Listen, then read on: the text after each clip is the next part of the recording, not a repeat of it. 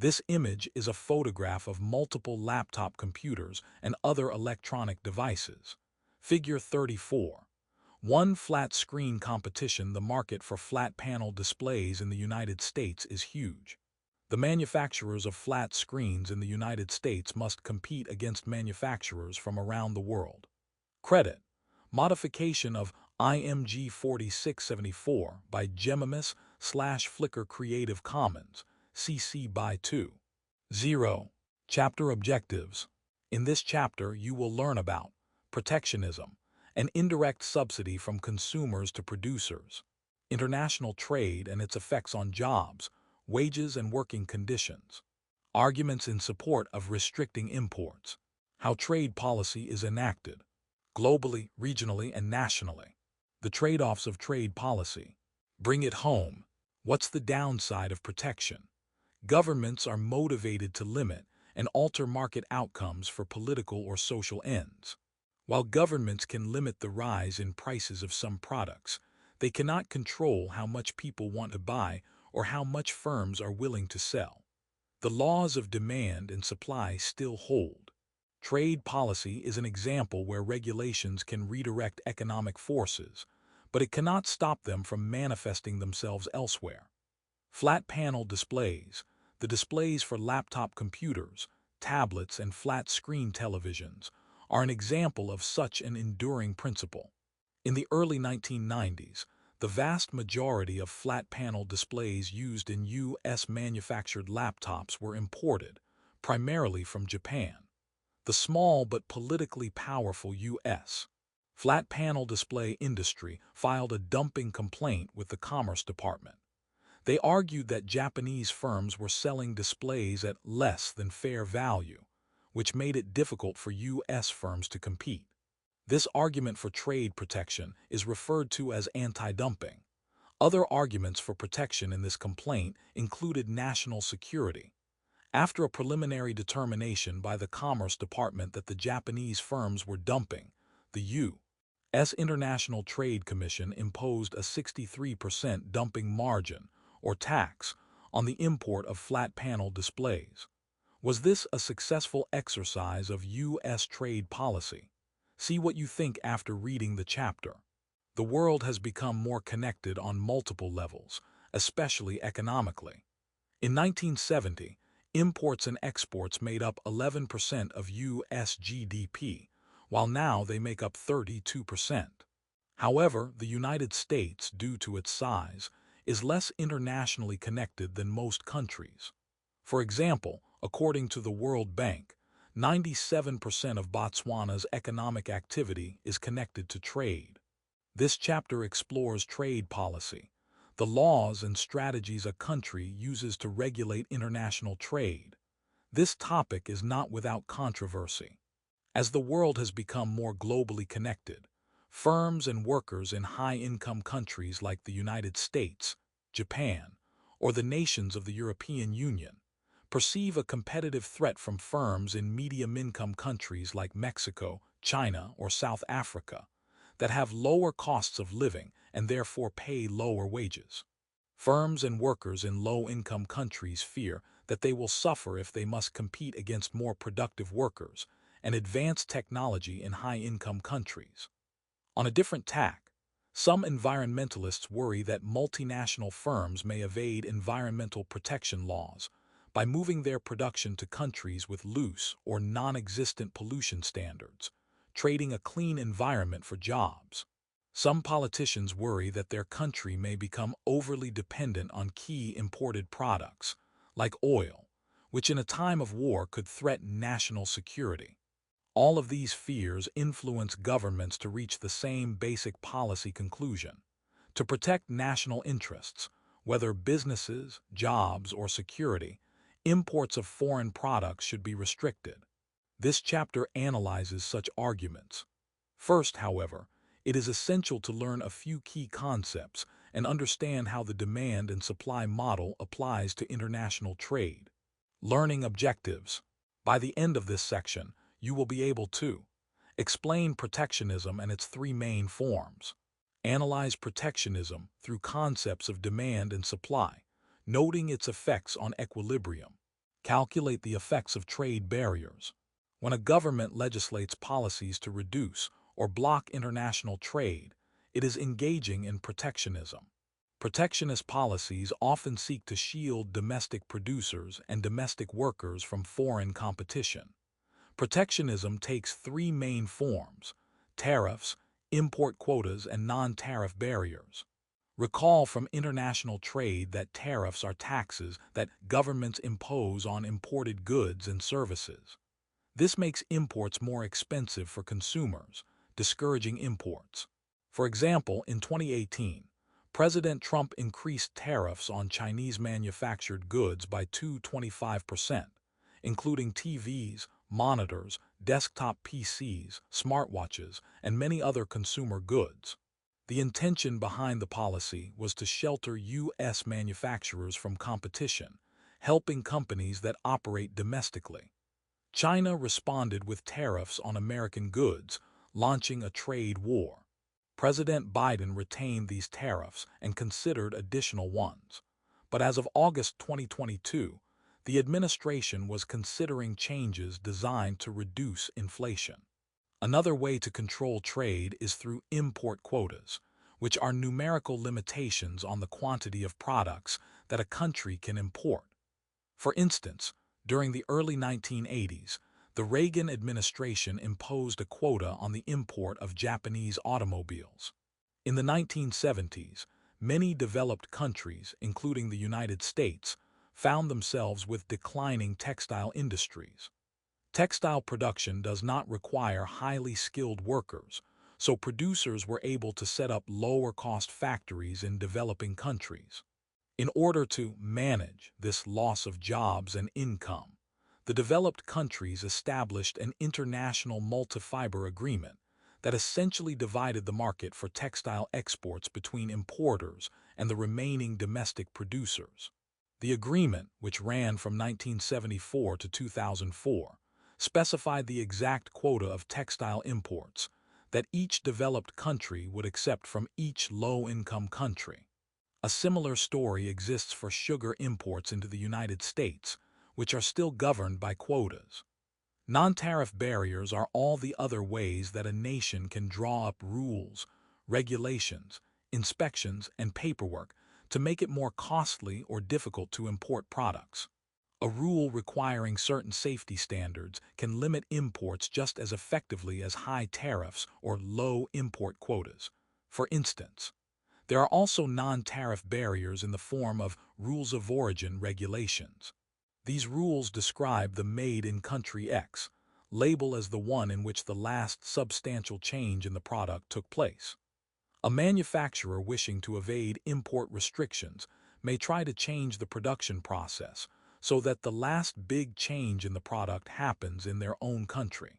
For example, certain textiles are made in the United States, shipped to other countries, combined with textiles made in those other countries to make apparel, and then re-exported back to the United States for a final assembly, to escape paying tariffs or to obtain a Made in the USA label. Despite import quotas, tariffs, and non-tariff barriers, the share of apparel sold in the United States that is imported rose from about half in 1999 to about three-quarters today. According to the U.S. Bureau of Labor Statistics, BLS, estimated the number of U.S. jobs in textiles and apparel fell 44% from 2007 to 2014 and will fall by another 25% by 2024. Even more U.S. textile industry jobs would have been lost without tariffs. However, domestic jobs that are saved by import quotas come at a cost. Because textile and apparel protectionism adds to the costs of imports, consumers end up paying billions of dollars more for clothing each year. When the United States eliminates trade barriers in one area, consumers spend the money they save on that product elsewhere in the economy. Thus, while eliminating trade barriers in one sector of the economy will likely result in some job loss in that sector, consumers will spend the resulting savings in other sectors of the economy and hence increase the number of jobs in those other sectors. Of course, Workers in some of the poorest countries of the world who would otherwise have jobs producing textiles would gain considerably if the United States reduced its barriers to trade in textiles. That said, there are good reasons to be wary about reducing barriers to trade. The 2012 and 2013 Bangladeshi fires in textile factories, which resulted in a horrific loss of life, present complications that our simplified analysis in the chapter will not capture. Realizing the compromises between nations that come about due to trade policy, many countries came together in 1947 to form the General Agreement on Tariffs and Trade (GATT). We'll cover the GATT in more detail later in the chapter. This agreement has since been superseded by the World Trade Organization, WTO, whose membership includes about 150 nations and most of the world's economies. It is the primary international mechanism through which nations negotiate their trade rules, including rules about tariffs, quotas, and non-tariff barriers. The next section examines the results of such protectionism and develops a simple model to show the impact of trade policy. Demand and supply analysis of protectionism. To the non-economist, restricting imports may appear to be nothing more than taking sales from foreign producers and giving them to domestic producers. Other factors are at work, however, because firms do not operate in a vacuum. Instead, firms sell their products either to consumers or to other firms, if they are business suppliers, who are also affected by the trade barriers. A demand and supply analysis of protectionism shows that it is not just a matter of domestic gains and foreign losses, but a policy that imposes substantial domestic costs as well. Consider two countries, Brazil and the United States, who produce sugar. Each country has a domestic supply and demand for sugar, as Table 34, 1 details and Figure 34, 2 illustrates.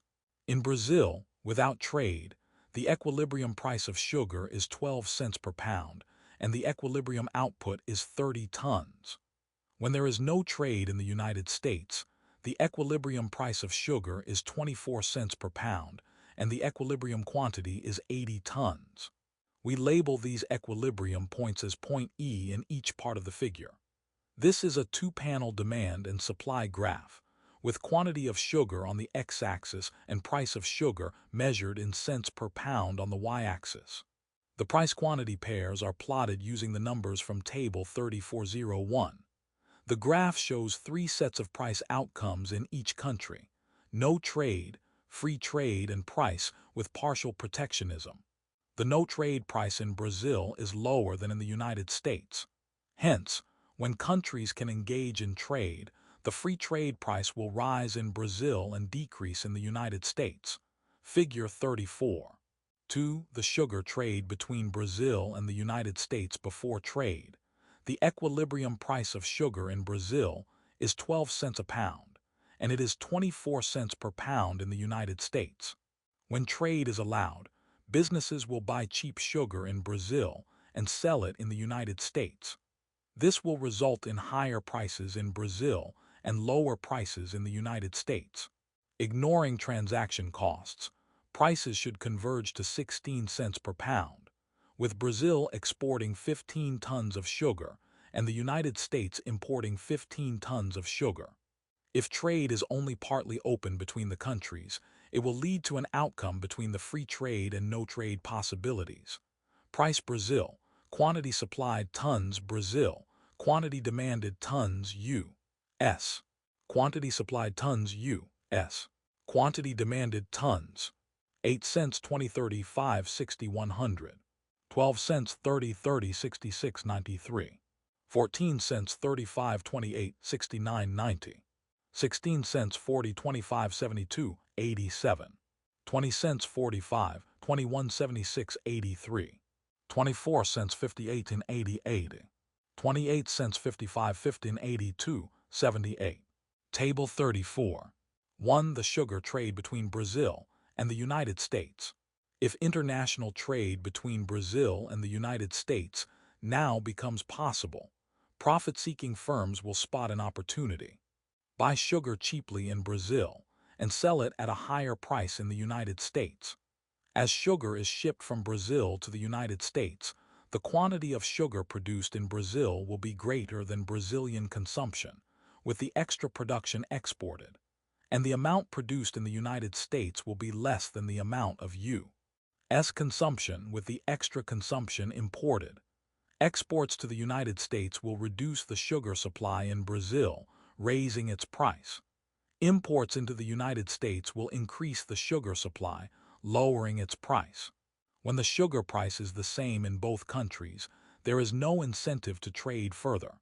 As Figure 34.2 shows, the equilibrium with trade occurs at a price of 16 cents per pound.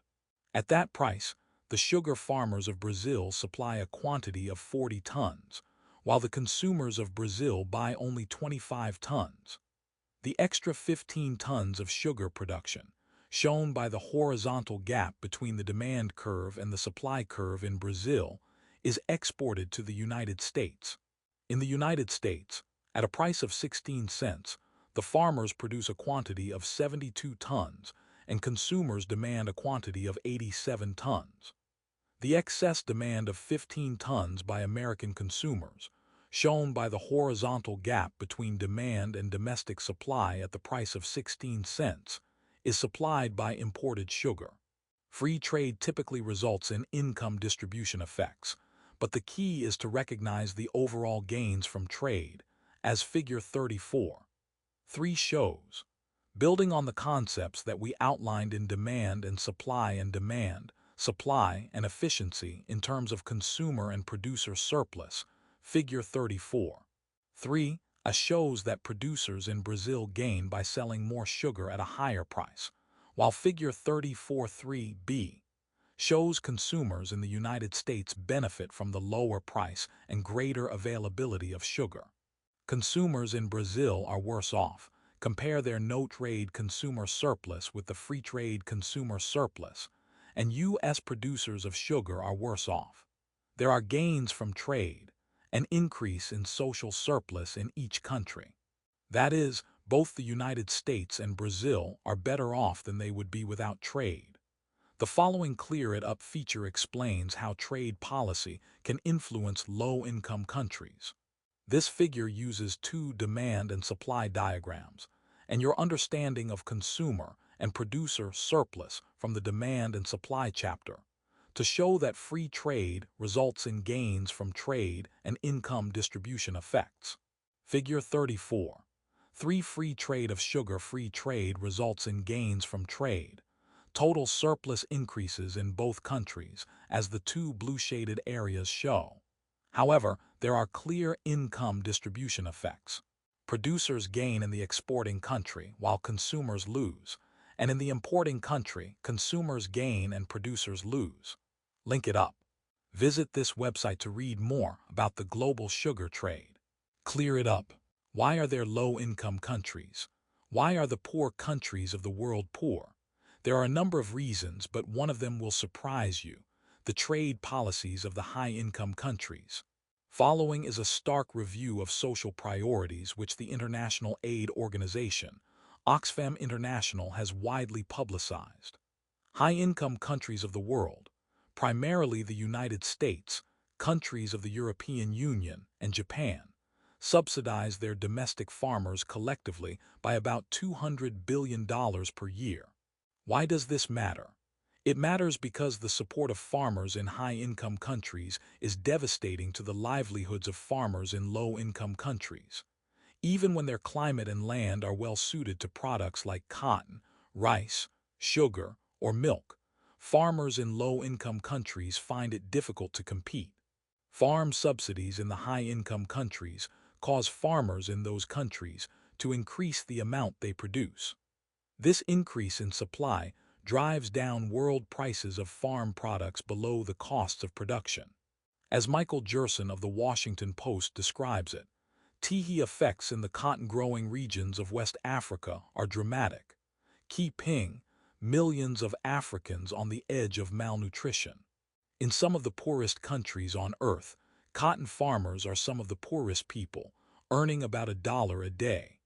Who benefits from the current system of subsidies? About 20,000 American cotton producers, with an average annual income of more than $125,000. As if subsidies were not enough, often, the high-income countries block agricultural exports from low-income countries. In some cases, the situation gets even worse when the governments of high-income countries, having bought and paid for an excess supply of farm products, give away those products in poor countries and drive local farmers out of business altogether. For example, shipments of excess milk from the European Union to Jamaica have caused great hardship for Jamaican dairy farmers. Shipments of excess rice from the United States to Haiti drove thousands of low-income rice farmers in Haiti out of business. The opportunity costs of protectionism are not paid just by domestic consumers, but also by foreign producers. And for many agricultural products, those foreign producers are the world's poor. Now let's look at what happens with protectionism. U.S. sugar farmers are likely to argue that, if only they could be protected from sugar imported from Brazil, the United States would have higher domestic sugar production, more jobs in the sugar industry, and American sugar farmers would receive a higher price. If the United States government sets a high enough tariff on imported sugar, or sets an import quota at zero, the result will be that the quantity of sugar traded between countries could be reduced to zero, and the prices in each country will return to the levels before trade was allowed. Blocking only some trade is also possible. Suppose that the United States passed a sugar import quota of 7 tons. The United States will import no more than 7 tons of sugar, which means that Brazil can export no more than 7 tons of sugar to the United States. As a result, the price of sugar in the United States will be 20 cents, which is the price where the quantity demanded is 7 tons greater than the domestic quantity supplied. Conversely, if Brazil can export only 7 tons of sugar, then the price of sugar in Brazil will be 14 cents per pound, which is the price where the domestic quantity supplied in Brazil is 7 tons greater than domestic demand. In general, when a country sets a low or medium tariff or import quota, the equilibrium price and quantity will be somewhere between those that prevail with no trade and those with completely free trade. The following Work It Out explores the impact of these trade barriers. Work it out. Effects of trade barriers. Let's look carefully at the effects of tariffs or quotas. If the U.S. government imposes a tariff or quota sufficient to eliminate trade with Brazil, two things occur. U.S. consumers pay a higher price and therefore buy a smaller quantity of sugar. U.S. producers obtain a higher price and they sell a larger quantity of sugar. We can measure the effects of a tariff on producers and consumers in the United States using two concepts that we developed in demand, supply, and efficiency. Consumer surplus and producer surplus. The graph represents the supply and demand of sugar in the U.S. Figure 34. For U.S. sugar supply and demand when there is free trade, the equilibrium is at point A. When there is no trade, the equilibrium is at point E. Step 1. Look at Figure 34, which shows a hypothetical version of the demand and supply of sugar in the United States. Step 2. Note that when there is free trade, the sugar market is in equilibrium at point A, where domestic quantity demanded, QD, equals quantity supplied, domestic QS plus imports from Brazil at a price of P trade. Step 3. Note also that imports are equal to the distance between points C and A. Step 4. Recall that consumer surplus is the value that consumers get beyond what they paid for when they buy a product.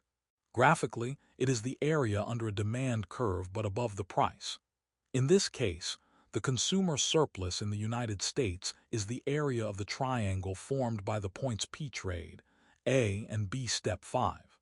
Recall also that producer surplus is another name for profit. It is the income producers get above the cost of production, which is shown by the supply curve here. In this case, The producer surplus with trade is the area of the triangle formed by the points P trade, C, and D. Step 6. Suppose that the barriers to trade are imposed, imports are excluded, and the price rises to P no trade. Look what happens to producer surplus and consumer surplus. At the higher price, the domestic quantity supplied increases from QS to Q at point E because producers are selling more quantity at a higher price. The producer surplus increases to the area of the triangle P no trade, E and D. Step 7. Compare the areas of the two triangles and you will see the increase in the producer surplus. Step 8. Examine the consumer surplus. Consumers are now paying a higher price to get a lower quantity, Q, instead of QD. Their consumer surplus shrinks to the area of the triangle P no trade, E and B. Step 9. Determine the net effect. The producer surplus increases by the area P trade, C, E, P no trade. The loss of consumer surplus, however, is larger. It is the area P trade, A, E, P no trade. In other words, consumers lose more than producers gain as a result of the trade barriers, and the United States has a lower social surplus. Who benefits and who pays? Using the demand and supply model, consider the impact of protectionism on producers and consumers in each of the two countries. For protected producers like U.S. sugar farmers, restricting imports is clearly positive. Without a need to face imported products, these producers are able to sell more at a higher price. For consumers in the country with the protected good, in this case U.S. sugar consumers, restricting imports is clearly negative. They end up buying a lower quantity of the good and paying a higher price for what they do buy, compared to the equilibrium price and quantity with trade. The following Clear It Up feature considers why a country might outsource jobs even for a domestic product. Clear It Up. Why are lifesavers an American product not made in America? In 1912, Clarence Crane invented lifesavers, the hard candy with the hole in the middle, in Cleveland, Ohio. Starting in the late 1960s and for 35 years afterward, a plant in Holland, Michigan produced 46 billion lifesavers a year in 200 million rolls.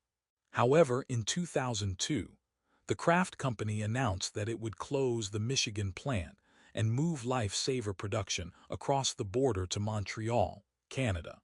One reason is that Canadian workers are paid slightly less, especially in health care and insurance costs that are not linked to employment there. Another main reason is that the United States government keeps the sugar price high for the benefit of sugar farmers, with a combination of a government price floor program and strict quotas on imported sugar. In recent years, the price of U.S. sugar has been about double the price of sugar produced by the rest of the world. Lifesaver production uses over 100 tons of sugar each day, because the candies are 95% sugar. A number of other candy companies have also reduced U.S. production and expanded foreign production. Sugar-using industries have eliminated over 100,000 jobs over the last 20 years, more than 7 times the total employment in sugar production. While the candy industry is especially affected by the cost of sugar, the costs are spread more broadly. U.S. consumers pay roughly $1 billion per year in higher food prices because of elevated sugar costs. Meanwhile, sugar producers in low-income countries are driven out of business. Because of the sugar subsidies to domestic producers and the quotas on imports, they cannot sell their output profitably, or at all, in the United States market. The fact that protectionism pushes up prices for consumers in the country enacting such protectionism is not always acknowledged openly, but it is not disputed. After all, if protectionism did not benefit domestic producers, there would not be much point in enacting such policies in the first place. Protectionism is simply a method of requiring consumers to subsidize producers. The subsidy is indirect, since consumers pay for it through higher prices, rather than a direct government subsidy paid with money collected from taxpayers. However, protectionism works like a subsidy, nonetheless. The American satirist Ambrose Bierce defined tariff this way in his 1911 book, The Devil's Dictionary. Tariff, in a scale of taxes on imports, designed to protect the domestic producer against the greed of his consumer. The effect of protectionism on producers and consumers in the foreign country is complex. When a government uses an import quota to impose partial protectionism, Brazilian sugar producers receive a lower price for the sugar they sell in Brazil, but a higher price for the sugar they are allowed to export to the United States.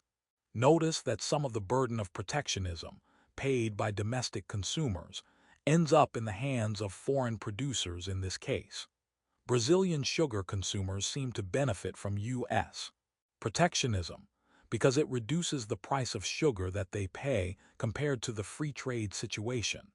On the other hand, at least some of these Brazilian sugar consumers also work as sugar farmers, so protectionism reduces their incomes and jobs. Moreover, if trade between the countries vanishes, Brazilian consumers would miss out on better prices for imported goods, which do not appear in our single market example of sugar protectionism. The effects of protectionism on foreign countries notwithstanding, protectionism requires domestic consumers of a product. Consumers may include either households or other firms, to pay higher prices to benefit domestic producers of that product. In addition, when a country enacts protectionism, it loses the economic gains it would have been able to achieve through a combination of comparative advantage, specialized learning, and economies of scale, concepts that we discuss in international trade. Learning objectives. By the end of this section, you will be able to discuss how international trade influences the job market, analyze the opportunity cost of protectionism, explain how international trade impacts wages, labor standards, and working conditions. In theory at least, imports might injure workers in several different ways.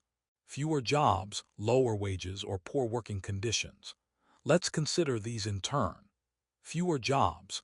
In the early 1990s, the United States was negotiating the North American Free Trade Agreement, NAFTA, one with Mexico, an agreement that reduced tariffs, import quotas, and non-tariff barriers to trade between the United States, Mexico, and Canada.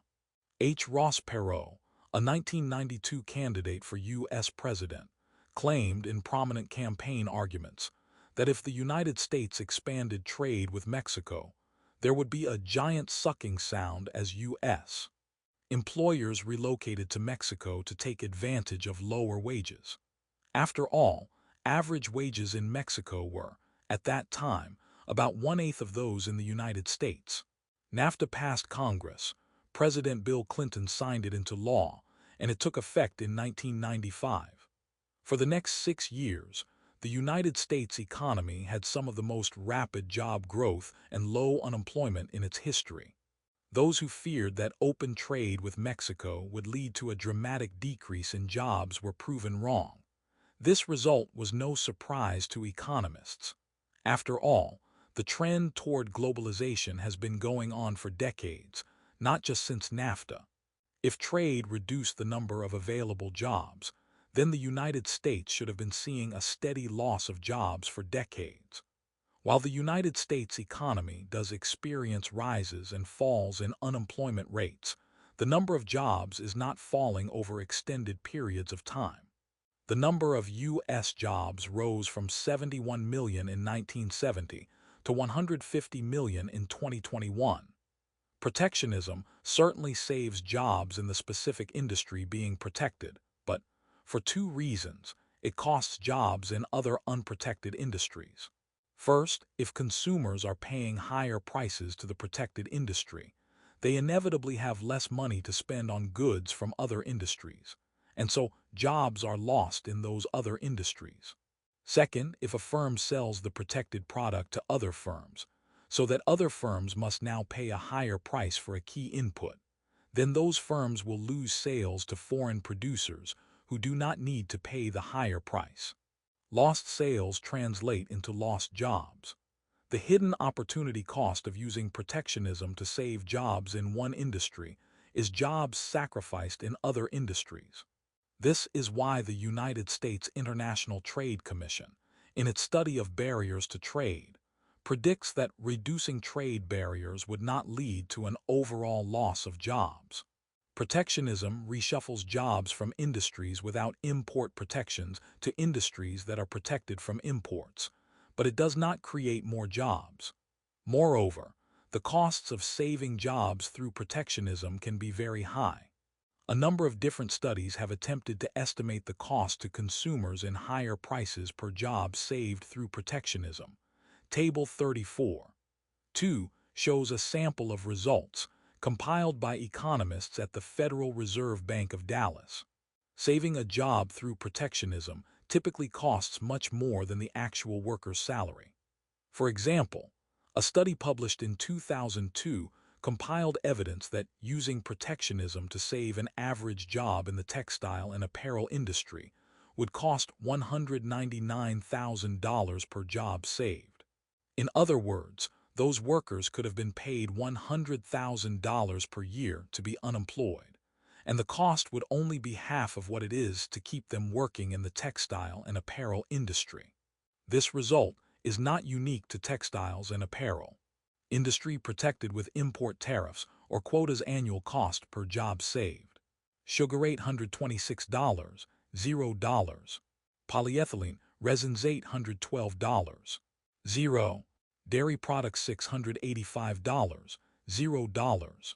Frozen concentrated orange juice $635, $0.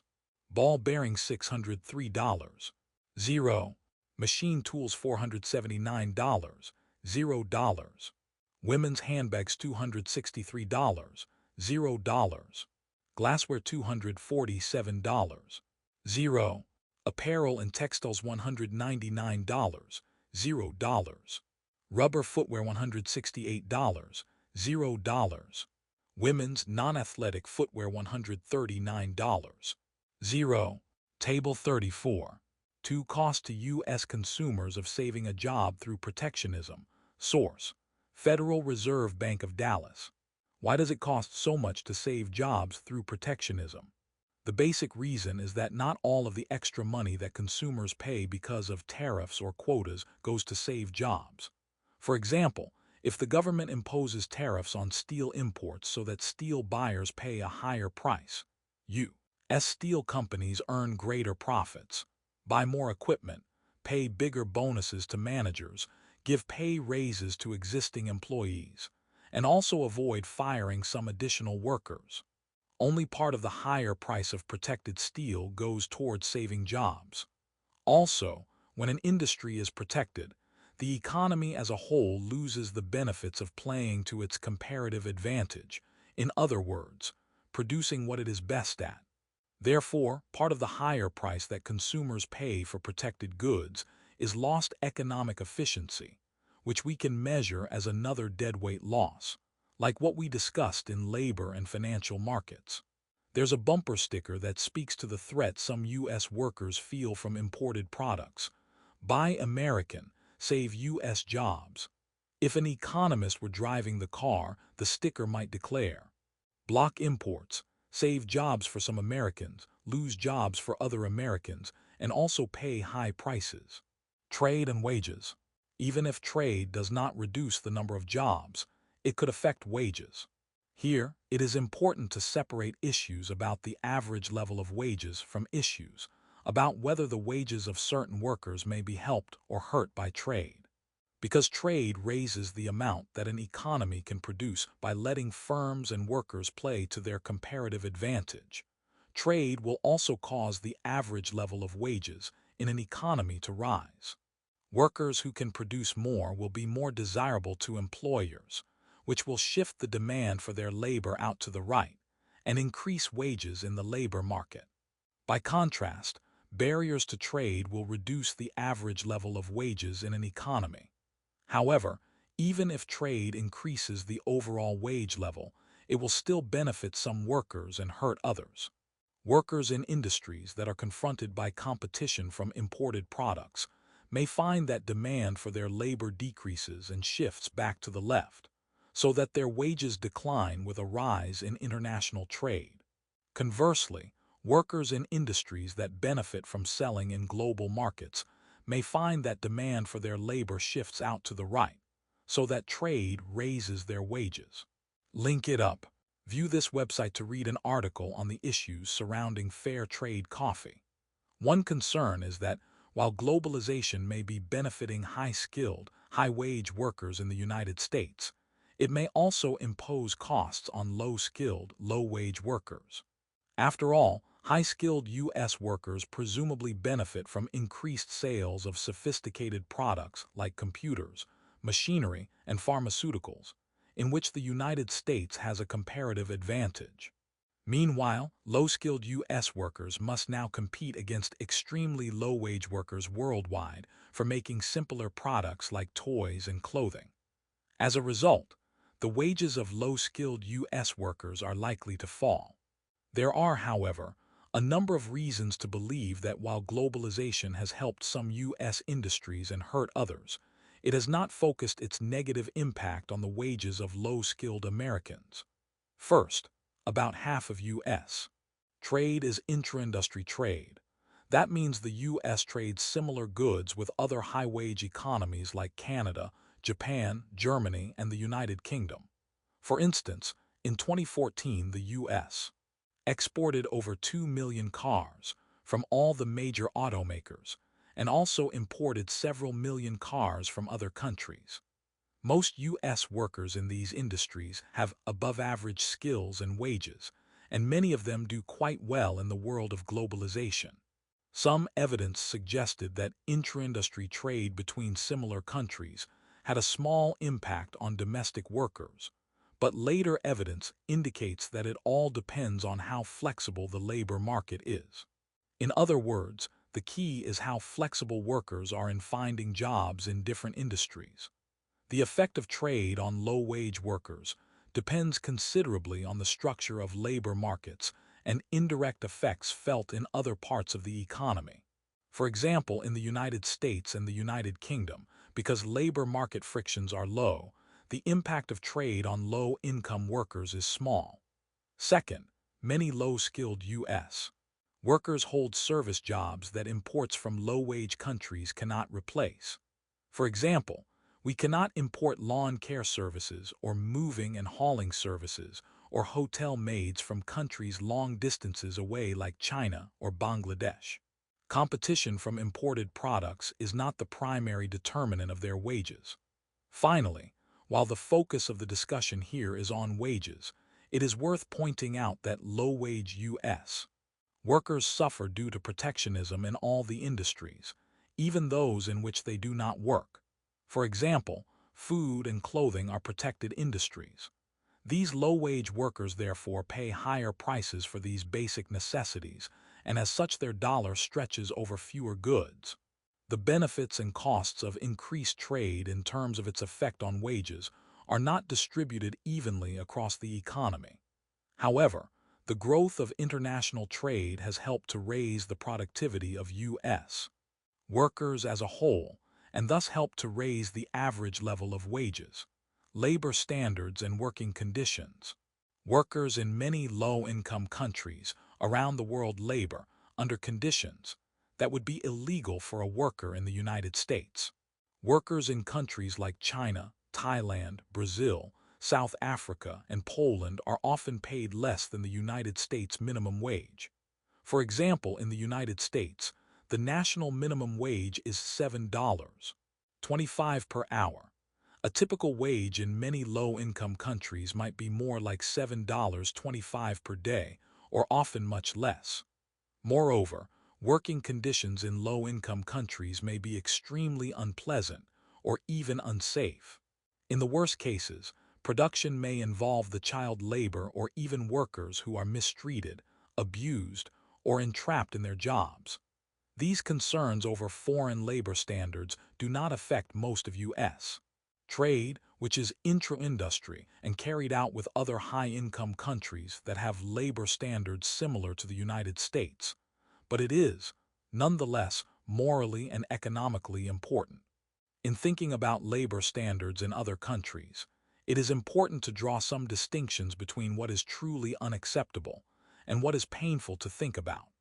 Most people, economists included, have little difficulty with the idea that production by 6-year-olds confined in factories, by people who are abused or mistreated, or by slave labor is morally unacceptable. They would support aggressive efforts to eliminate such practices, including shutting out imported products made with such labor. Many cases, however, are less clear-cut. An opinion article in the New York Times several years ago described the case of Ahmed Zia, a 14-year-old boy from Pakistan. He earned $2 per day working in a carpet factory. He dropped out of school in 2nd grade. Should the United States and other countries refuse to purchase rugs made by Ahmed and his coworkers? If the carpet factories were to close, the likely alternative job for Ahmed is farm work, and as Ahmed says of his carpet weaving job, this makes much more money and is more comfortable. Other workers may have even less attractive alternative jobs, perhaps scavenging garbage or prostitution. The real problem for Ahmed and many others in low-income countries is not that globalization has made their lives worse, but rather that they have so few good life alternatives. The United States went through similar situations during the 19th and early 20th centuries. In closing, there is some irony when the United States government or U.S. citizens take issue with labor standards in low-income countries, because the United States is not a world leader in government laws to protect employees. According to a recent study by the Organization for Economic Cooperation and Development (OECD), the U.S. is the only one of 41 countries that does not provide mandated paid leave for new parents, and among the 40 countries that do mandate paid leave, the minimum duration is about 2 months. Many European workers receive 6 weeks or more of paid vacation per year. In the United States, vacations are often 1 to 3 weeks per year. If European countries accuse the United States of using unfair labor standards to make U.S. products cheaply, and announced that they would shut out all U.S. imports until the United States adopted paid parental leave, added more national holidays, and doubled vacation time, Americans would be outraged. Yet when U.S. protectionists start talking about restricting imports from poor countries because of low wage levels and poor working conditions, they are making a very similar argument. This is not to say that labor conditions in low-income countries are not an important issue. They are.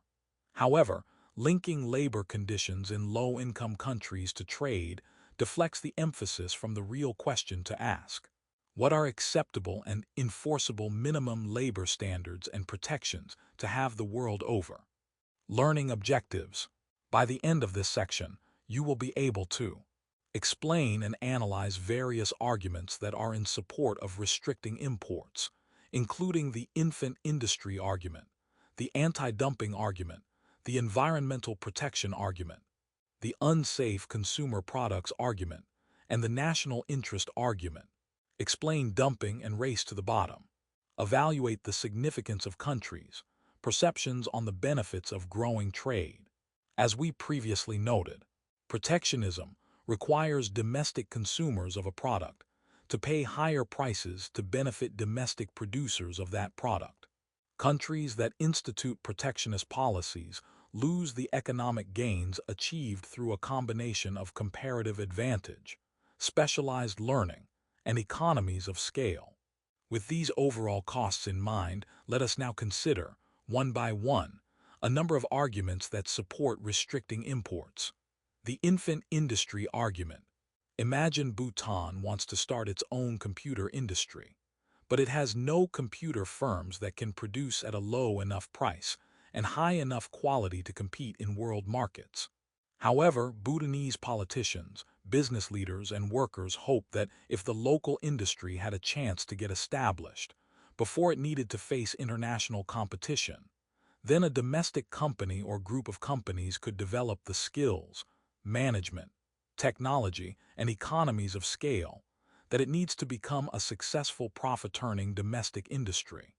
Thus, the infant industry argument for protectionism is to block imports for a limited time, to give the infant industry time to mature, before it starts competing on equal terms in the global economy.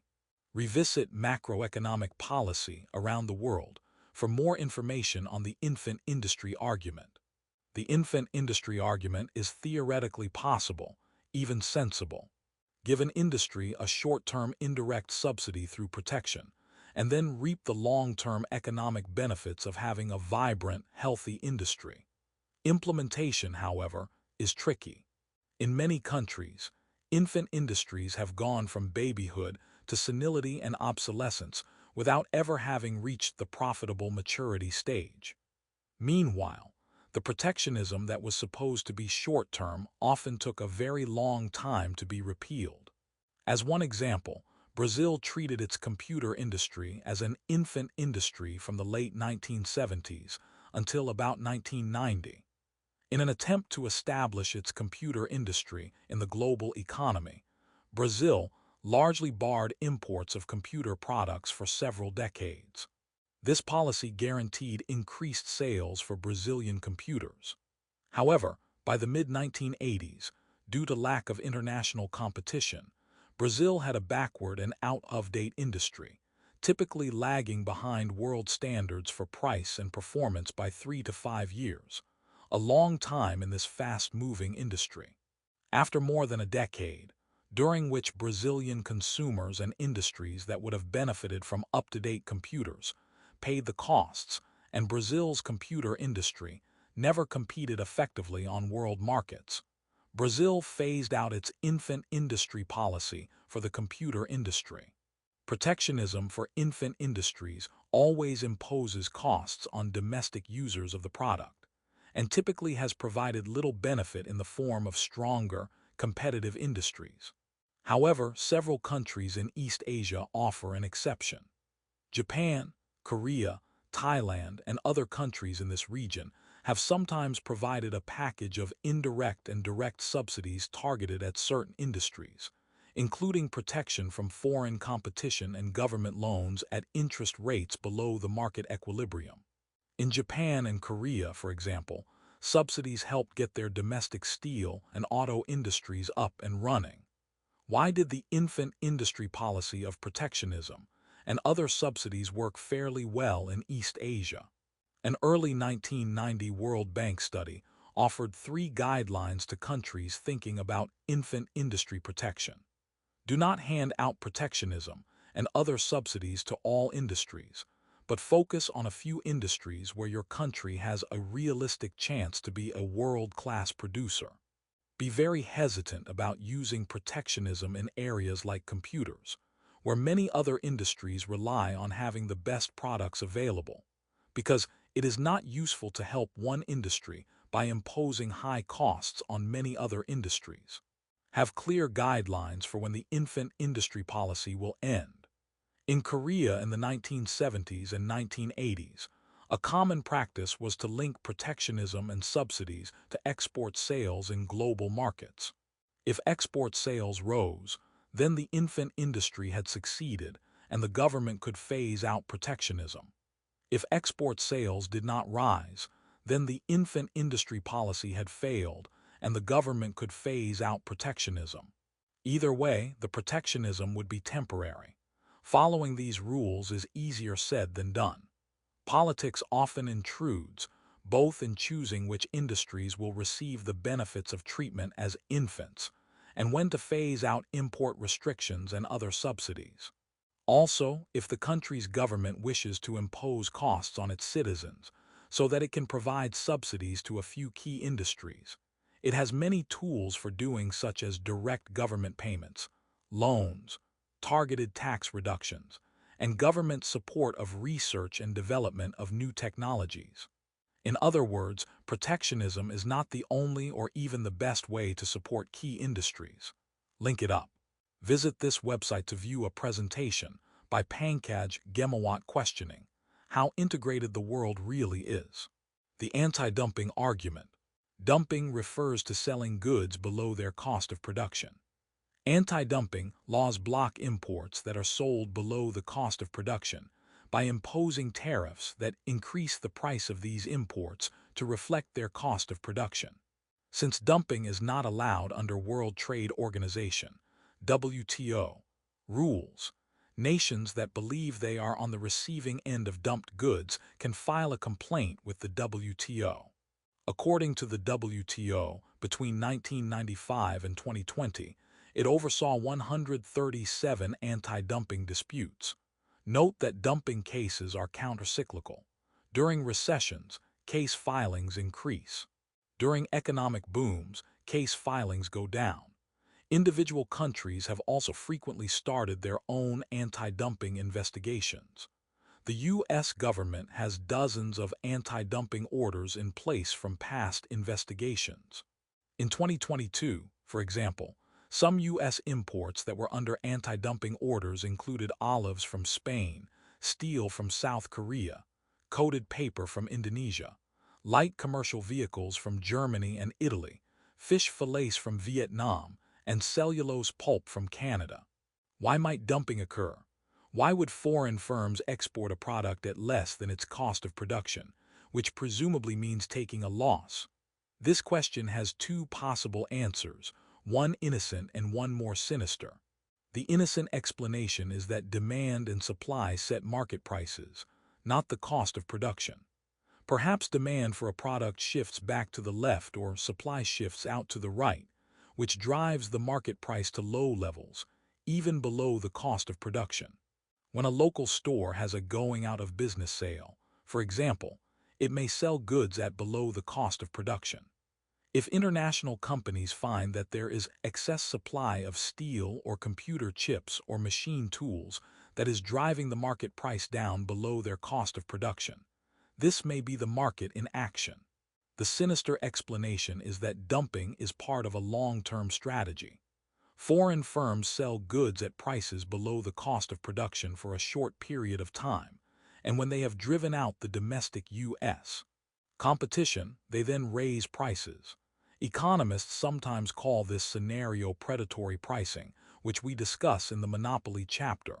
Should anti-dumping cases be limited? Anti-dumping cases pose two questions. How much sense do they make in economic theory? How much sense do they make as practical policy? In terms of economic theory, the case for anti-dumping laws is weak. In a market governed by demand and supply, the government does not guarantee that firms will be able to make a profit. After all, low prices are difficult for producers, but benefit consumers. Moreover, although there are plenty of cases in which foreign producers have driven out domestic firms, there are zero documented cases in which the foreign producers then jacked up prices. Instead, foreign producers typically continue competing hard against each other and providing low prices to consumers. In short, it is difficult to find evidence of predatory pricing by foreign firms exporting to the United States. Even if one could make a case that the government should sometimes enact anti-dumping rules in the short term, and then allow free trade to resume shortly thereafter, there is a growing concern that anti-dumping investigations often involve more politics than careful analysis. The U.S. Commerce Department is charged with calculating the appropriate cost of production, which can be as much an art as a science. For example, if a company built a new factory 2 years ago, should it count part of the factory's cost in this year's cost of production? When a company is in a country where the government controls prices, like China for example, how can one measure the true cost of production? When a domestic industry complains loudly enough, government regulators seem very likely to find that unfair dumping has occurred. A common pattern has arisen where a domestic industry files an anti-dumping complaint. The governments meet and negotiate a reduction in imports, and then the domestic producers drop the anti-dumping suit. In such cases, anti-dumping cases often appear to be little more than a cover story for imposing tariffs or import quotas. In the 1980s, the United States, Canada, the European Union, Australia and New Zealand implemented almost all the anti-dumping cases. By the 2000s, countries like Argentina, Brazil, South Korea, South Africa, Mexico, and India were filing the majority of the anti-dumping cases before the WTO. As the number of anti-dumping cases has increased, and as countries such as the United States and the European Union feel targeted by the anti-dumping actions of others, the WTO may well propose some additional guidelines to limit the reach of anti-dumping laws. The environmental protection argument. The potential for global trade to affect the environment has become controversial. A president of the Sierra Club, an environmental lobbying organization, once wrote, "The consequences of globalization for the environment are not good. Globalization, if we are lucky, will raise average incomes enough to pay for cleaning up some of the mess that we have made. But before we get there, globalization could also destroy enough of the planet's basic biological and physical systems that prospects for life itself will be radically compromised." If free trade meant the destruction of life itself, then even economists would convert to protectionism. While globalization and economic activity of all kinds can pose environmental dangers, it seems quite possible that, with the appropriate safeguards in place, we can minimize the environmental impacts of trade. In some cases, trade may even bring environmental benefits. In general, high-income countries such as the United States, Canada, Japan, the United Kingdom, and the nations of the European Union have relatively strict environmental standards. In contrast, middle and low-income countries like Brazil, Nigeria, India, and China have lower environmental standards. The general view of the governments of such countries is that environmental protection is a luxury. As soon as their people have enough to eat, decent health care, and longer life expectancies, then they will spend more money on items such as sewage treatment plants, scrubbers to reduce air pollution from factory smokestacks, and national parks to protect wildlife.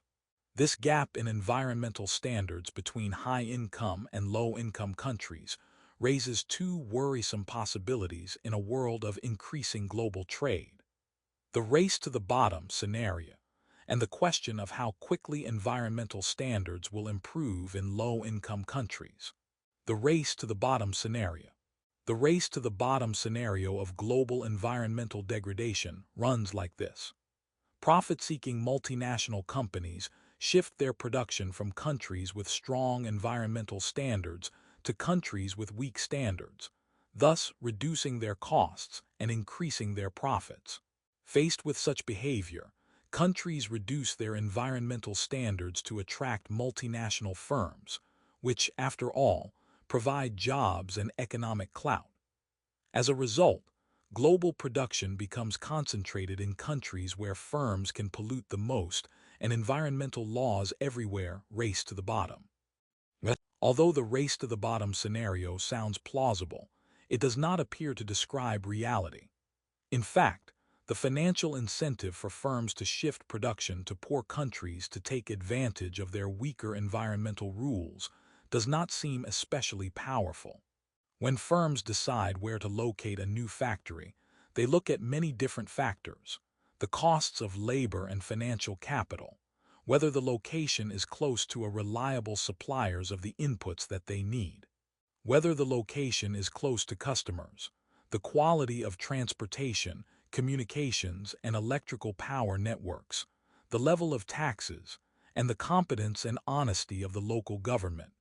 The cost of environmental regulations is a factor, too, but typically environmental costs are no more than 1 to 2% of the costs that a large industrial plant faces. The other factors that determine location are much more important to these companies than trying to skimp on environmental protection costs. When an international company does choose to build a plant in a low-income country with lax environmental laws, it typically builds a plant similar to those that it operates in high-income countries with stricter environmental standards.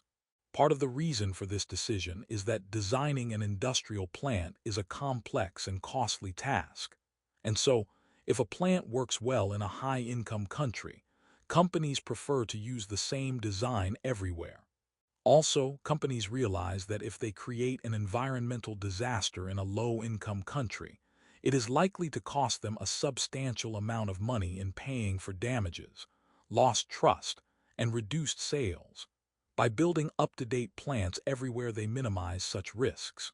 As a result of these factors, foreign-owned plants in low-income countries often have a better record of compliance with environmental laws than do locally owned plants, pressuring low-income countries for higher environmental standards. In some cases, the issue is not so much whether globalization will pressure low-income countries to reduce their environmental standards, but instead whether the threat of blocking international trade can pressure these countries into adopting stronger standards. For example, restrictions on ivory imports in high-income countries, along with stronger government efforts to catch elephant poachers, have been credited with helping to reduce the illegal poaching of elephants in certain African countries. However, it would be highly undemocratic for the well-fed citizens of high-income countries to attempt to dictate to the ill-fed citizens of low-income countries what domestic policies and priorities they must adopt, or how they should balance environmental goals against other priorities for their citizens. Furthermore, if high-income countries want stronger environmental standards in low-income countries, they have many options other than the threat of protectionism. For example, high-income countries could pay for anti-pollution equipment in low-income countries, or could help to pay for national parks. High-income countries could help pay for and carry out the scientific and economic studies that would help environmentalists in low-income countries to make a more persuasive case for the economic benefits of protecting the environment.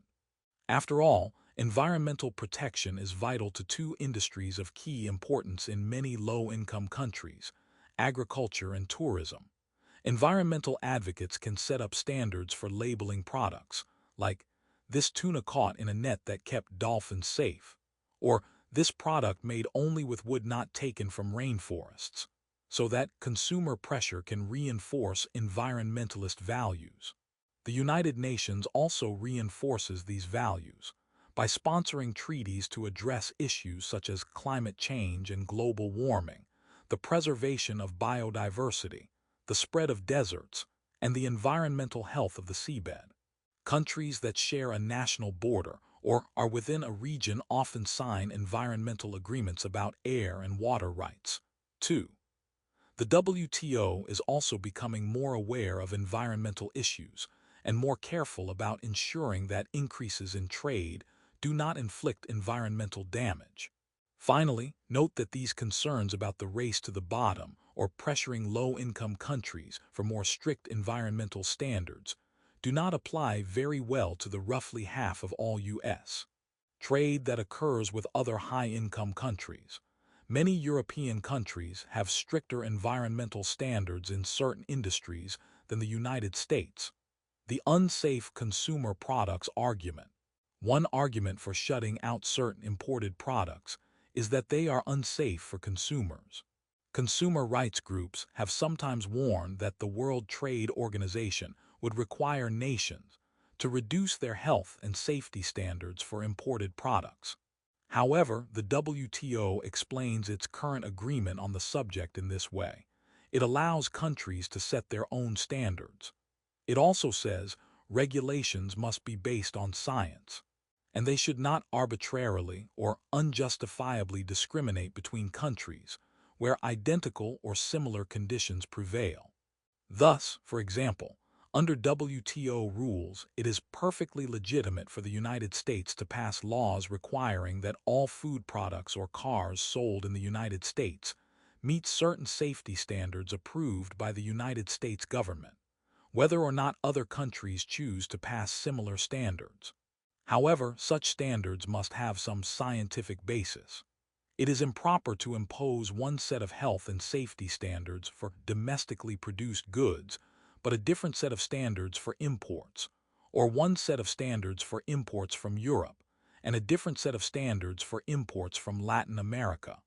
In 2007, Mattel recalled nearly 2 million toys imported from China due to concerns about high levels of lead in the paint, as well as some loose parts. It is unclear if other toys were subject to similar standards. In 2013, Japan blocked imports of U.S. wheat because of concerns that genetically modified (GMO) wheat might be included in the shipments. The science on the impact of GMOs on health is still developing. The national interest argument. Some argue that a nation should not depend too heavily on other countries for supplies of certain key products, such as oil, or for special materials or technologies that might have national security applications. On closer consideration, this argument for protectionism proves rather weak.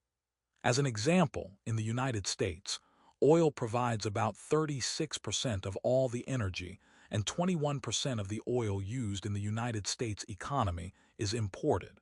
Several times in the last few decades, when disruptions in the Middle East have shifted the supply curve of oil back to the left and sharply raised the price, the effects have been felt across the United States economy. This is not, however, a very convincing argument for restricting oil imports.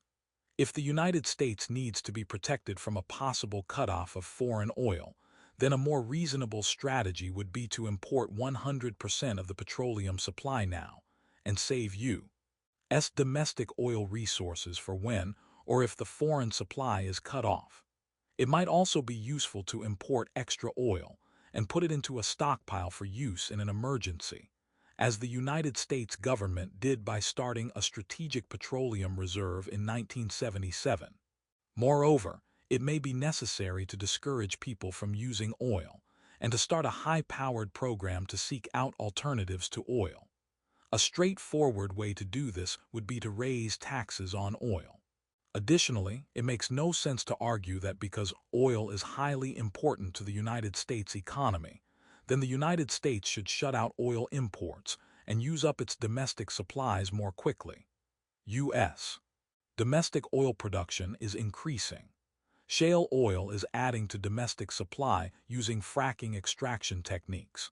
Whether or not to limit certain kinds of imports of key technologies or materials that might be important to national security and weapons systems is a slightly different issue. If weapons builders are not confident that they can continue to obtain a key product in wartime, they might decide to avoid designing weapons that use this key product. Or they can go ahead and design the weapons and stockpile enough of the key high-tech components or materials to last through an armed conflict. There is a U.S. Defense National Stockpile Center that has built up reserves of many materials, from aluminum oxides, antimony and bauxite to tungsten, vegetable tannin extracts, and zinc, although many of these stockpiles have been reduced and sold in recent years. Think every country is pro-trade. How about the U.S.? The following clear it up might surprise you. Clear it up. How does the United States really feel about expanding trade? How do people around the world feel about expanding trade between nations? In summer 2007, the Pew Foundation surveyed 45,000 people in 47 countries. One of the questions asked about opinions on growing trade ties between countries. Table 34. 3 shows the percentages who answered either very good or somewhat good for some of countries surveyed. For those who think of the United States as the world's leading supporter of expanding trade, the survey results may be perplexing. When adding up the shares of those who say that growing trade ties between countries is very good or somewhat good, Americans had the least favorable attitude toward increasing globalization, while the Chinese and South Africans ranked highest. In fact, among the 47 countries surveyed, the United States ranked by far the lowest on this measure, followed by Egypt, Italy, and Argentina. Country very good, somewhat good total. China 38%, 53%, 91%. South Africa 42%, 43%, 87%. South Korea 24%, 62%, 86%. Germany 30%, 55%, 85%. Canada 29%, 53%, 82%. United Kingdom 28%, 50%, 78%. Mexico 22%, 55%, 77%. Brazil 13%, 59%, 72%. Japan 17%, 55%, 72%. United States 14%, 45%, 59%. Table 34. 3. The status of growing trade ties between countries. Source: http://www.pewglobal.org/files/pdf/258. PDF. One final reason why economists often treat the national interest argument skeptically is that lobbyists and politicians can tout almost any product as vital to national security. In 1954, the United States became worried that it was importing half of the wool required for military uniforms, so it declared wool and mohair to be strategic materials and began to give subsidies to wool and mohair farmers.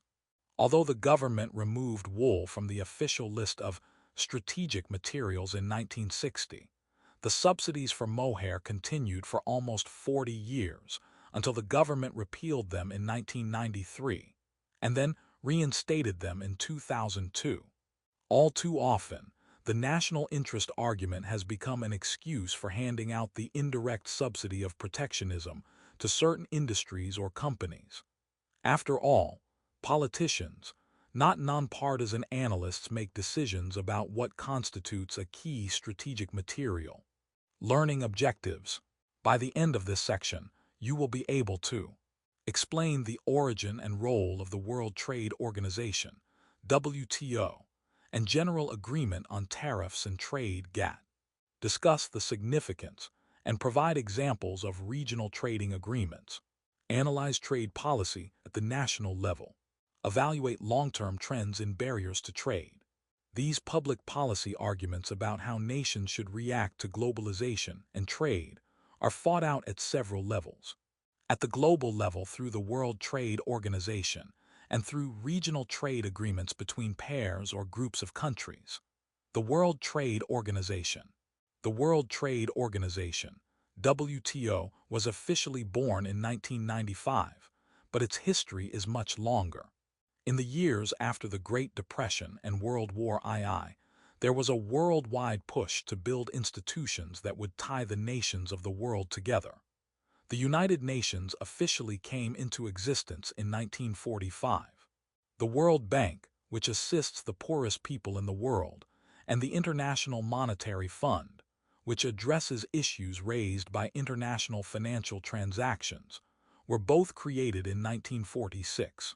The third planned organization was to be an international trade organization, which would manage international trade. The United Nations was unable to agree to this.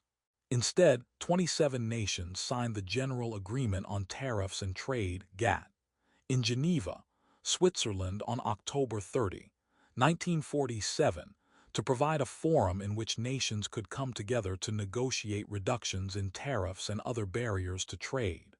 In 1995, the GATT transformed into the WTO. The GATT process was to negotiate an agreement to reduce barriers to trade, sign that agreement, pause for a while, and then start negotiating the next agreement. Table 34. 4 shows rounds of talks in the GATT, and now the WTO. Notice that the early rounds of GATT talks took a relatively short time, included a small number of countries, and focused almost entirely on reducing tariffs. Since the mid-1960s, however, rounds of trade talks have taken years, included a large number of countries, and have included an ever-broadening range of issues.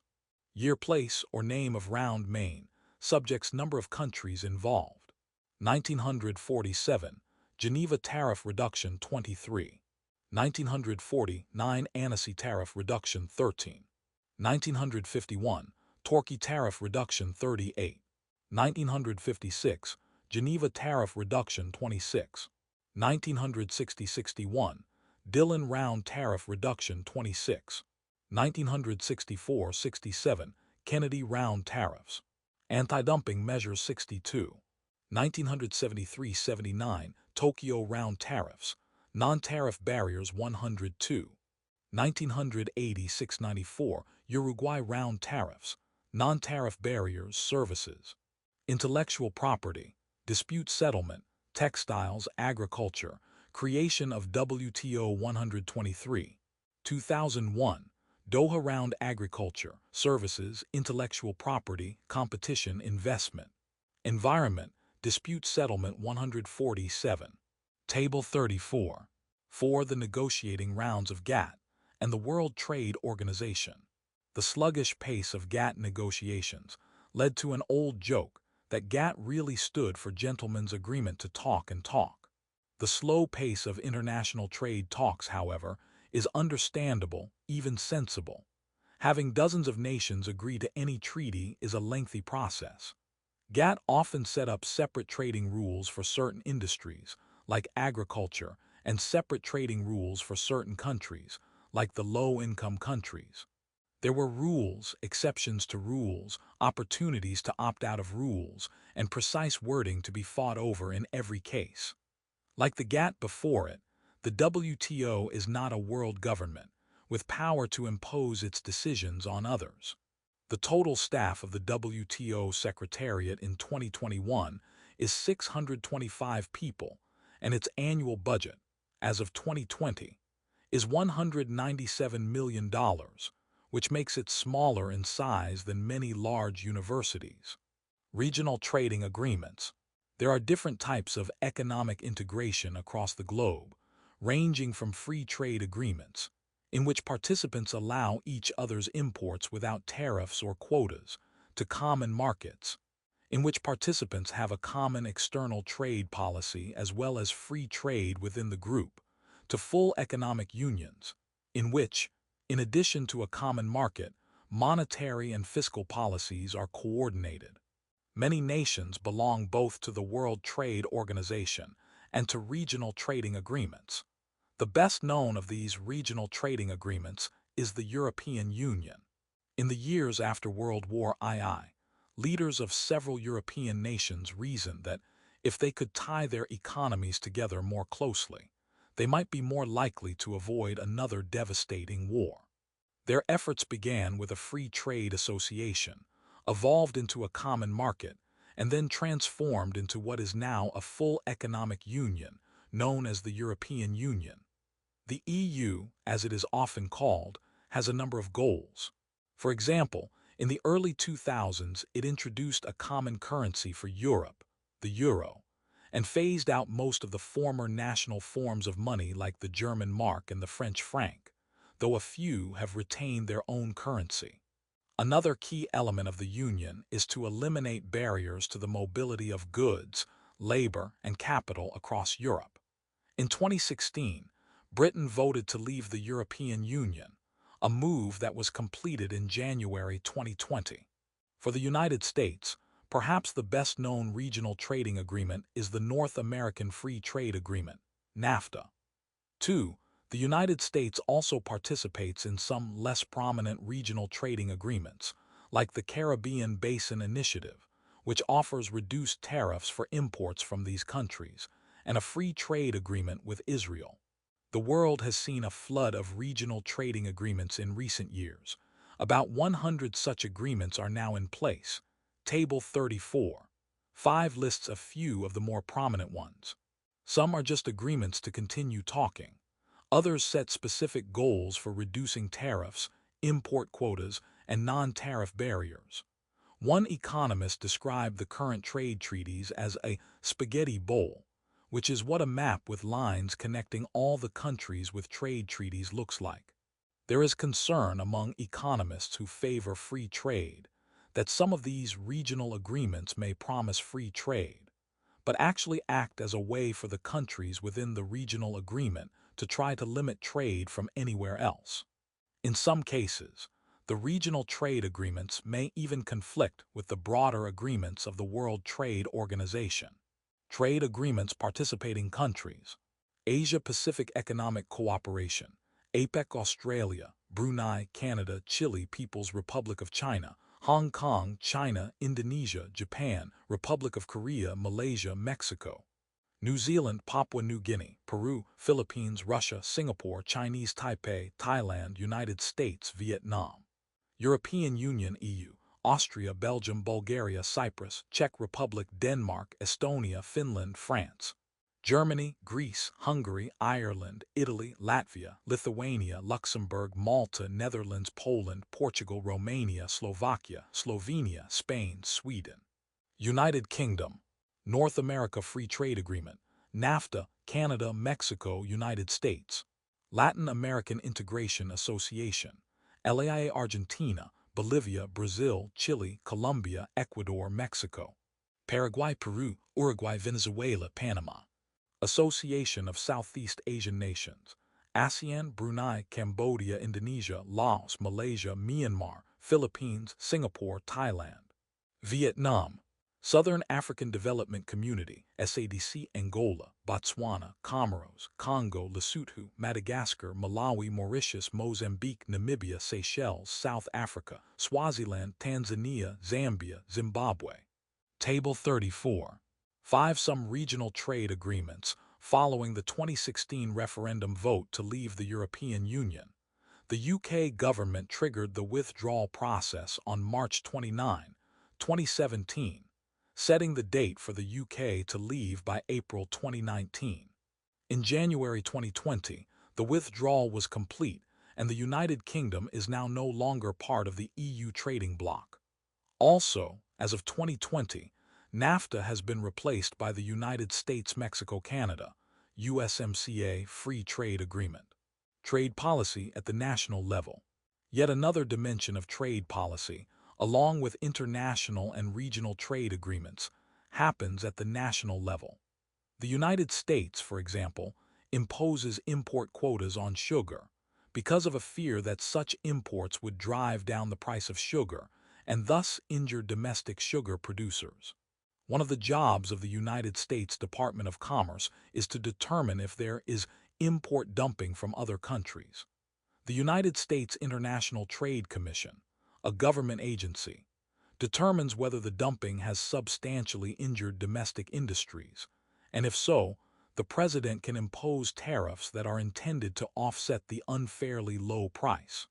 In the arena of trade policy, the battle often seems to be between national laws that increase protectionism and international agreements that try to reduce protectionism, like the WTO. Why would a country pass laws or negotiate agreements to shut out certain foreign products, like sugar or textiles, while simultaneously negotiating to reduce trade barriers in general?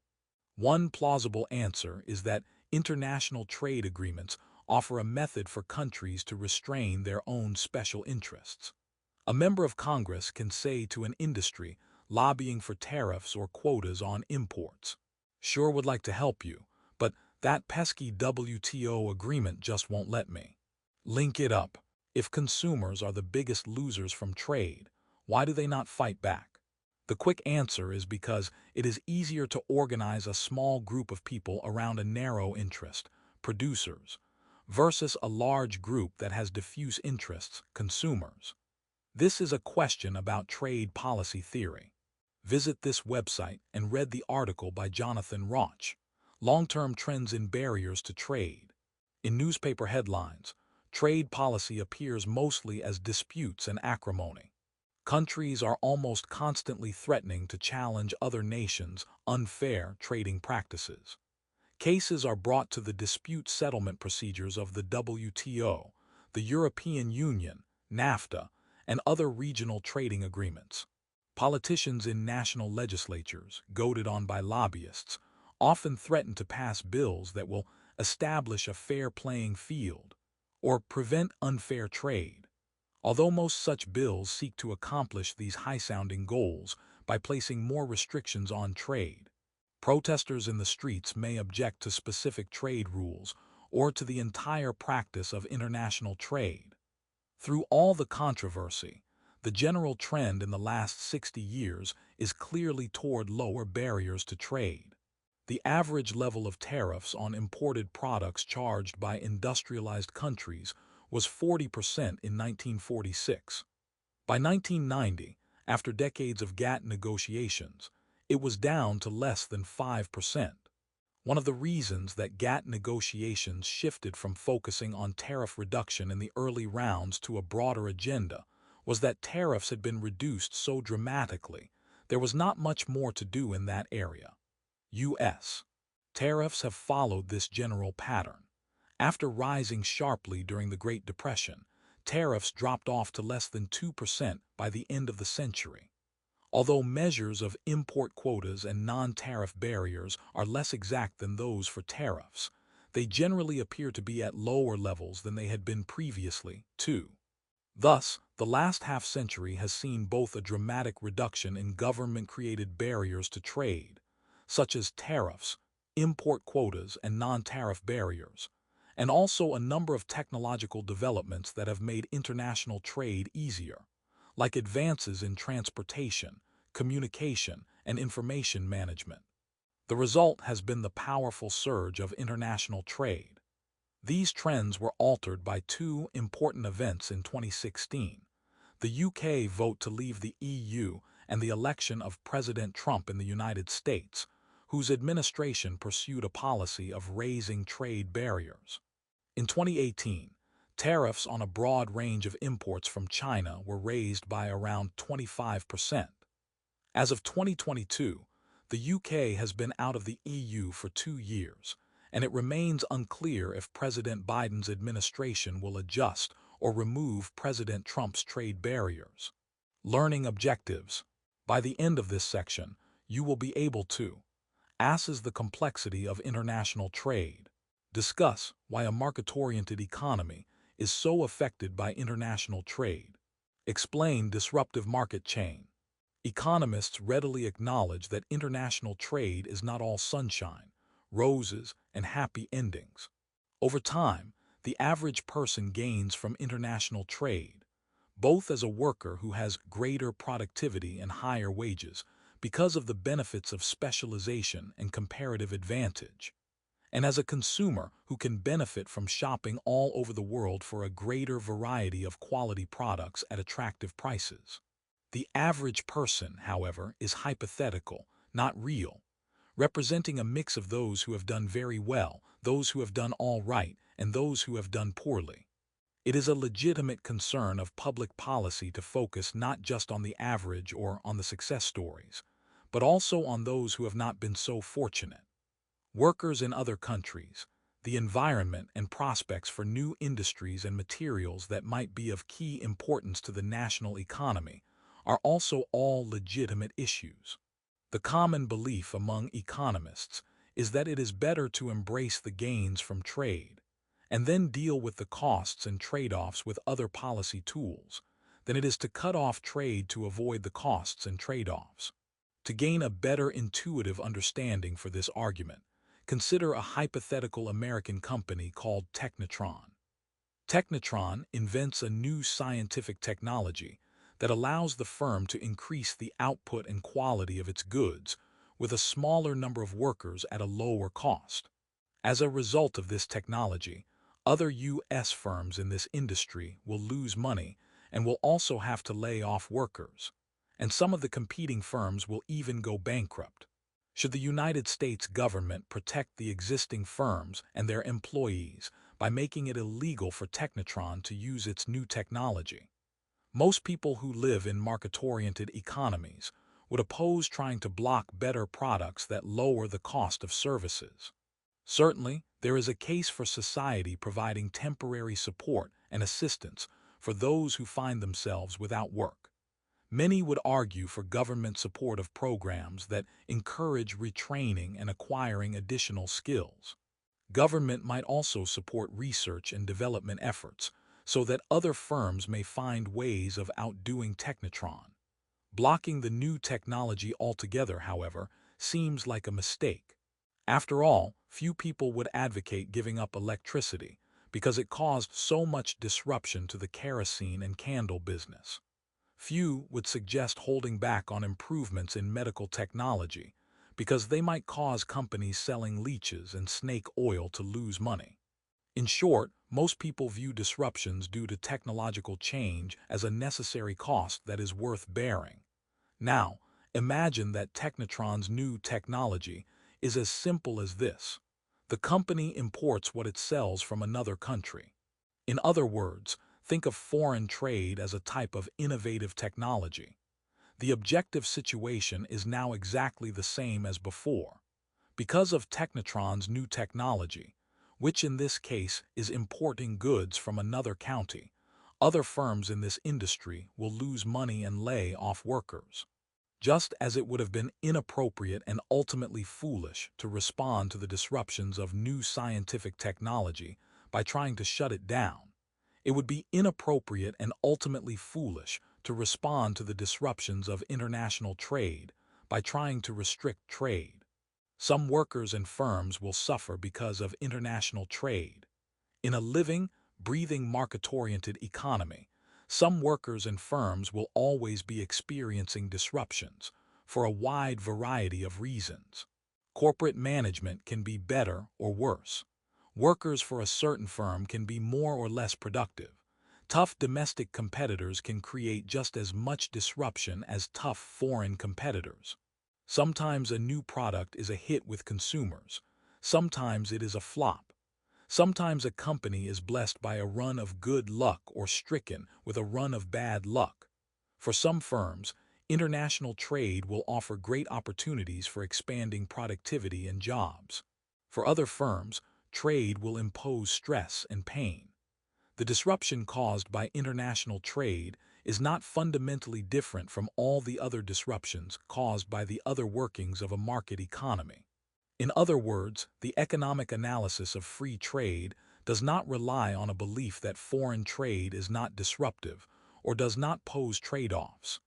Indeed, the story of Technotron begins with a particular disruptive market change, a new technology that causes real trade-offs.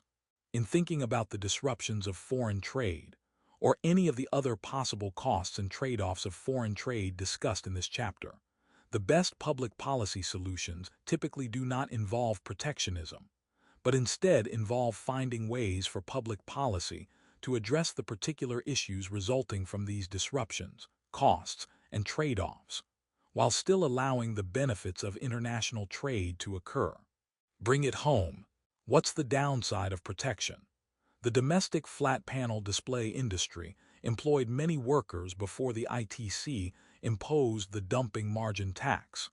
Flat panel displays make up a significant portion of the cost of producing laptop computers, as much as 50%. Therefore, the anti-dumping tax would substantially increase the cost, and thus the price, of U.S. manufactured laptops. As a result of the ITC's decision, Apple moved its domestic manufacturing plant for Macintosh computers to Ireland, where it had an existing plant. Toshiba shut down its U.S. manufacturing plant for laptops, and IBM canceled plans to open a laptop manufacturing plant in North Carolina, instead deciding to expand production at its plant in Japan. In this case, rather than having the desired effect of protecting U.S. interests and giving domestic manufacturing an advantage over items manufactured elsewhere, it had the unintended effect of driving the manufacturing completely out of the country. Many people lost their jobs, and most flat panel display production now occurs in countries other than the United States.